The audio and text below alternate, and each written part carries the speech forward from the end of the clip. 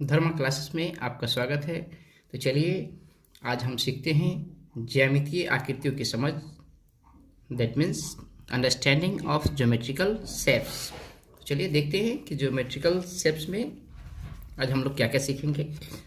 Geometry सीखने के लिए आप शुरू से अंत तक बने रहेंगे और वीडियो पसंद आए तो लाइक और सब्सक्राइब जरूर करें। तो चलिए शुरू करते हैं। सबसे पहले हम सीखेंगे रेखाखंड। रेखाखंड यानी लाइन सेगमेंट। रेखाखंड क्या है, उसके बाद किरण यानी रे, उसके बाद रेखा यानी लाइन।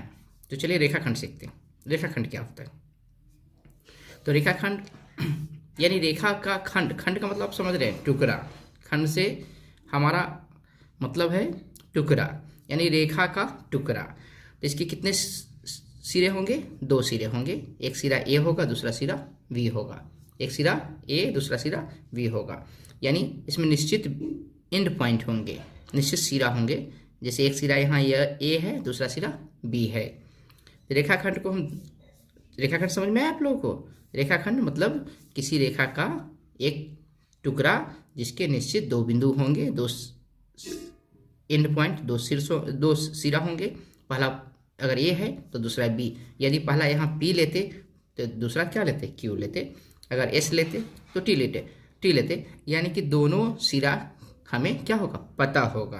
तो यह इसको हम क्या कहेंगे? रेखाखंड। चलिए रेखाखंड को हम दिखलाते कैसे हैं, इसको दर्शाते कैसे हैं। तो रेखाखंड को हम इस तरह से लिखते हैं, ए बी लिख देंगे और ए बी के ऊपर एक रेखा इस तरह से एक दिखला देंगे। इसमें एरो नहीं देंगे, यानी नुकीला जो तीर बनता है ना, वो नहीं देंगे। तो रेखाखंड को हम ए बी इस तरह से के द्वारा सूचित किया जाता है। चलिए रेखाखंड के बाद हम सीखते हैं किरण क्या होता है, नहीं रे क्या है। तो इसमें जो है किरण में इसका एक एंड पॉइंट पता होगा, यानी एक सिरा पता होगा और एक सिरा अपरिमित रूप से आगे की तरफ बढ़ता जाएगा, अनंत की तरफ बढ़ता जाएगा। तो ये किरण कहलाएगा। क्या कहलाएगा? किरण कहलाएगा। किरण को हम ए बी लिखेंगे और उसके ऊपर एक एरो यानी तीर के द्वारा सूचित करेंगे। यानी किरण को ए बी ऊपर एरो बना देंगे के द्वारा सूचित किया जाता है। तो चलिए अब चलते हैं रेखा यानी लाइन के तरफ। तो रेखा जो है बच्चों, रेखा का दोनों एंड का पता नहीं होता है। ये इधर अनंत की तरफ बढ़ती जाएगी, ये भी इधर अनंत की तरफ बढ़ती जाएगी। इसका कोई भी निश्चित बिंदु नहीं है, न बी के लिए न ए के लिए। ये अनंत रूप से इधर बढ़ेगी, ये अनंत रूप से इधर बढ़ेगी। रेखा को हम दिखलाएंगे कैसे? तो रेखा को हम दिखलाएंगे ए बी, ये दोनों तरफ क्या करेंगे? तीर का जो नुकीला भाग है उसको हम लगा देंगे, जो दिखलाएगा कि हाँ ये अनंत की तरफ बढ़ रहा है, अनंत, ये भी अनंत की तरफ बढ़ रहा है। रेखा को ए बी और ये वाले प्रतीक चिन्ह के द्वारा सूचित किया जाता है। उसके बाद आते हैं हम कोण में। यानी कोण यानी एंगल। तो कोण हम कौन कौन से कोण पढ़ने वाले हैं? तो न्यून कोण यानी एक्यूट एंगल, समकोण यानी राइट एंगल, अधिक कोण यानी ऑब्ट्यूस एंगल, ये हम पढ़ने वाले हैं। तो सबसे पहले न्यून कोण की चर्चा करेंगे हम। तो चलिए न्यून कोण की चर्चा करते हैं। न्यून कोण यानी एक्यूट एंगल। तो न्यून कोण ये आपको ये लीजिए। तो ये आपको आकृति के द्वारा मैं समझाता हूँ। ये न्यून कोण है, ये बी यानी दो रेखाखंड, एक ए ओ और दूसरा ओ बी। इसके एक बिंदु पर मिलने से ये जो आकृति बन रही है इसको हम क्या कहेंगे? कोण कहेंगे। ये तो आप लोगों को पता होगा कि 2 रेखाखंड का एक सिरा यानी एक एंड पॉइंट अगर एक बिंदु पर मिलता है, इस तरह बने आकृति को हम क्या कहते हैं? कोण कहते हैं। क्या कहते हैं बच्चों? कोण कहते हैं। तो ये हमारा है ना। तो ये तो कोण तो आप समझ गए, लेकिन आपको समझना है न्यून कोण यानी एक्यूट एंगल। तो न्यून कोण क्या होता है? तो वह कोण